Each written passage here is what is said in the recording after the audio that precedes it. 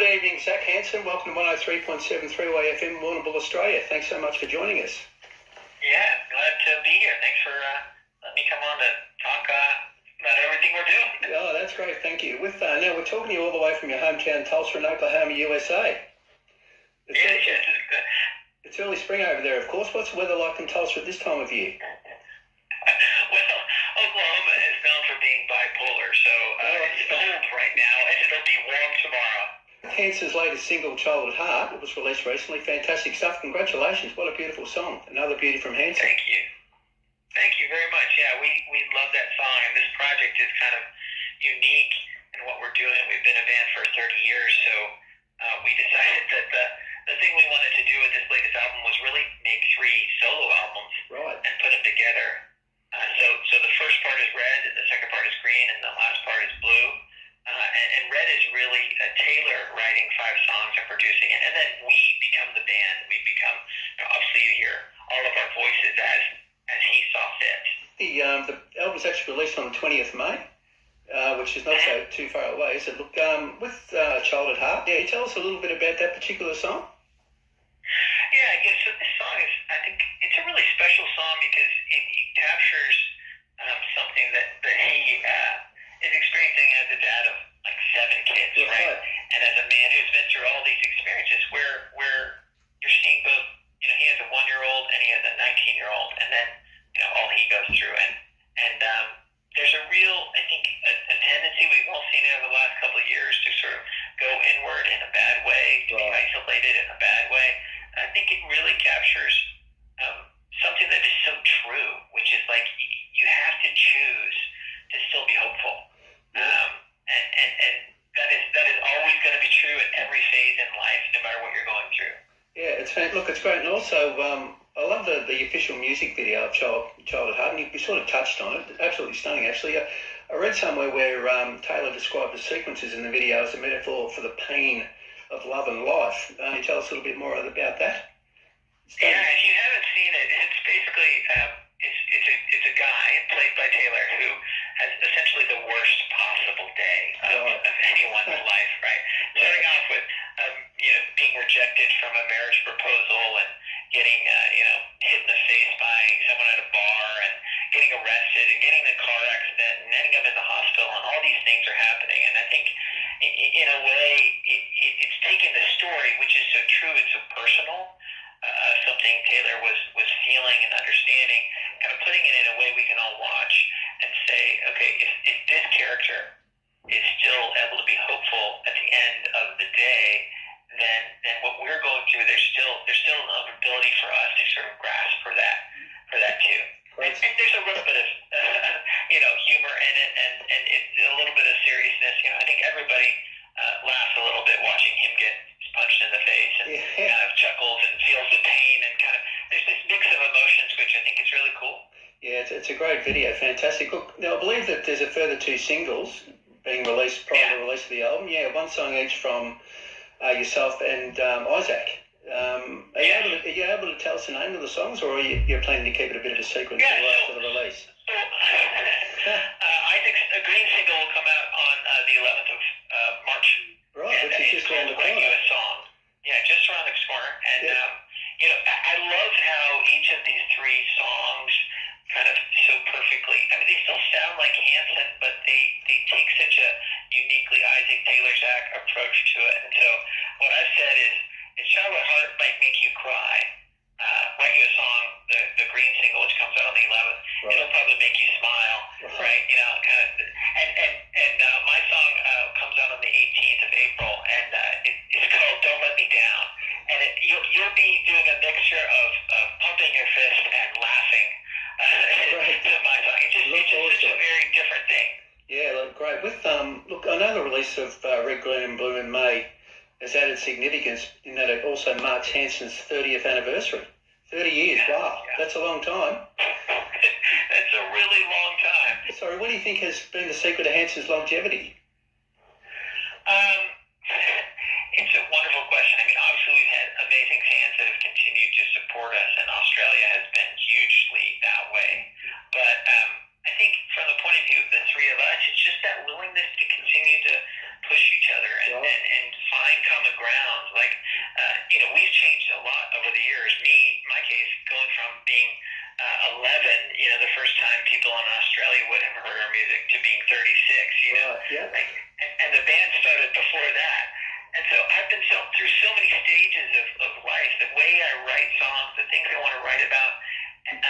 I think for us, the willingness to grow with that, the willingness to sort of change and see your roles evolve has really been what has kept us going. We're not really the same band that we were when we started, but also that's okay. That's the kind of band we were when we started, one that we knew would kind of change and grow off of where we were. Like, we're adding to where we started. We're not running from it. Yeah, fantastic stuff. Look, if we can talk a little bit more about the history of Hanson, you touched on it for a moment. How did it all start? I know the three of you were all very, very young when it started. Yeah. The thing about us starting, obviously we're brothers, and so the actual start is kind of hard to quantify. Yeah. But the first time we stood on a stage and performed together, I was 6, and we were singing a cappella. So I was 6, and we were singing just a cappella, no instruments, and really just singing covers of songs we had heard on the radio or on cassette tapes. And I think what was immediately apparent was we really enjoyed doing it, and that something was causing people to react, and so it gave us opportunities to keep doing it. Fantastic. And very quickly we were writing our own songs and playing instruments, and I think for me the philosophy of what we do is really just about kind of being really true. Whatever you're writing about, whether it's something that makes you smile or laugh or cry or pump your fist, right? It's sort of about putting something real, something that will last into the world. And we've been lucky enough to see some of that become a reality. Yeah, that's great. Look, and you've partly answered the question. At what point did you realise that the three of you were destined to pursue a career together in professional music? Obviously, fairly early on as well. I joke that I didn't join the band until I was 18 because it was just all subconscious. It was all just kind of, you're just doing it by reflex. But it was clear at different points along the way when you'd see people react or scream or clap or give a standing ovation that there was something that was working, that we were doing that was right. And then at that point, it was just kind of a mix of, early on, it wasn't my drags because I was, 6 and 9, and I was just doing it because it was fun. But I think being willing to be a little different, being willing to go your own path was definitely something that was really true of what we had to do. And you hear those messages in our songs, sort of reassuring the listener, hey, whatever you're going to go through, wherever you need to go, sometimes you're going to be a little different. You're going to be weird. You're going to be on your own. Yeah. In an umbop, the world is going to change. And you really have to grab for the things that matter to you, the things that are in your heart, the people that you really care about. Yeah, that's great. Look, we've got to talk about the record sales, all the accolades and sellout concerts for a moment. I'll go through what I've got here. I've got 16 million albums sold worldwide. Now, that's incredible stuff. Platinum records, gold records, countless sellout concerts right around the world. You must be very proud of what the band's achieved so far. Oh, yeah, it's unbelievable. The truth is, when we were young, we were dreaming of, the things that we've actually got to do. Right. And to still be here this many years and really every day getting up and doing something because you love to do it is such a gift that you really, you can't say enough how special that is. And a few years ago when we were last in Australia playing our String Theory Symphony concert tour and playing the Opera House 2 nights in a row, and that was just sort of like, people dream about this. Yeah. This is unbelievable, to be here in this place, that you continue to pinch yourself and then try and live up to the amount of the gift people have given you. Yeah, that's great. Look, I know you mentioned Bop before, and look, the debut album, Middle of Nowhere. So we're going right back where the records that really kick-started your career. The album was released on the 6th of May 1997. Now, the 6th of May is now, of course, Hanson Day. It's Hanson Day, celebrating in Tulsa and right around the world, of course. Yeah, yes, our governor in Oklahoma declared the 6th of May Hanson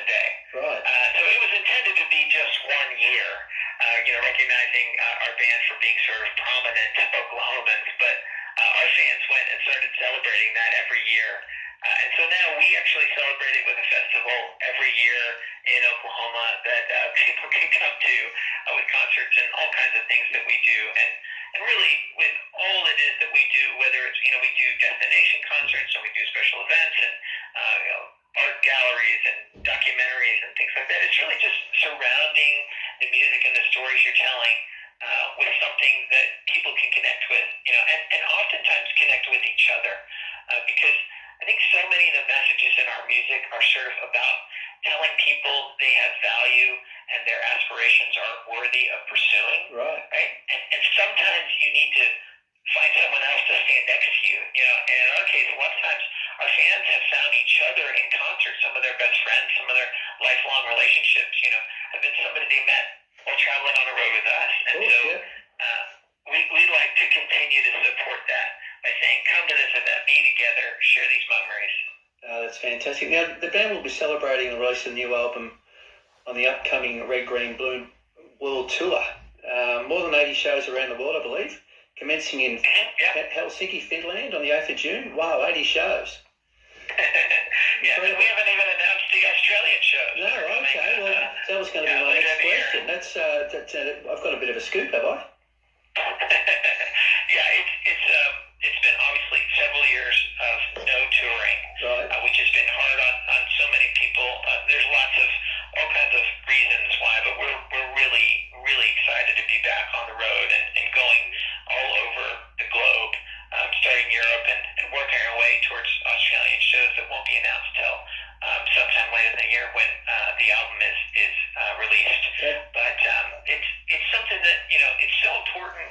Music is such a connector of people, and obviously it's our pleasure to stand on stage and serenade and lead people and singing and dancing and all those things. And this is particularly special because it's a special album and it's a special year for us sort of to mark this milestone. I think it's important. Many, many bands don't make it to 3 decades. No way. And we think part of that longevity is because we really are proud of what we've been through and continue to celebrate the history and where we've come from. Like when we go on this show, you'll hear Brand New Stuff, obviously, but you'll also hear Mom and Where's Love and This Time Around and I Was Born and like all these songs from our history because that's part of our connection to our fans. That's great, yeah, and really can't wait for you to come to Australia.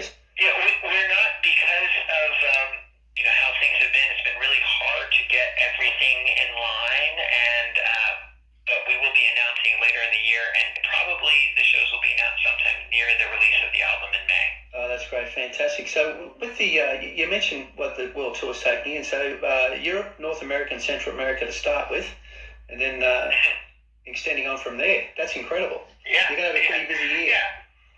Yeah, we've been really lucky that we have fans in so many places around the world that continue to want to come to shows and listen to music year after year after year. And so, going down to Brazil and going to, Mexico and the US and Canada and the UK and Finland and all over the place, we want to go as many places as we can because we have so much history together, Yep. In addition to the love of, it's a joy to travel and play music. It's not that it's not, sometimes it's a tour of back alleys and dumpsters, but you're there for the concerts, and that makes it worth everything. Yeah, thanks for joining us. Look, it's been an absolute pleasure. Fantastic that you're coming to Australia because that was going to be one of my key questions. You answered it for me. Thank you. Yeah, I wish I had all the dates to share right That's now. okay. We are definitely coming to Australia, and we're coming all over the country. We've had, so many great memories of playing in Australia from our first time we ever came. We had, I think, 20,000 people in a shopping mall, to hear us play. 20,000, that's incredible. It was unbelievable. I remember. I don't think any of them heard anything that we played. They just heard the screams. We've had amazing shows, and most recently playing at the Opera House with symphonies, and we're really looking forward to coming back. That'd be great. Look, and also good luck with Child at Heart. It's a great song, and thank you. Yeah, and of course the new album Red, Green, Blue. Absolutely cannot wait for that. That's out on the 20th of May. So good luck with it all, and thanks so much for joining us.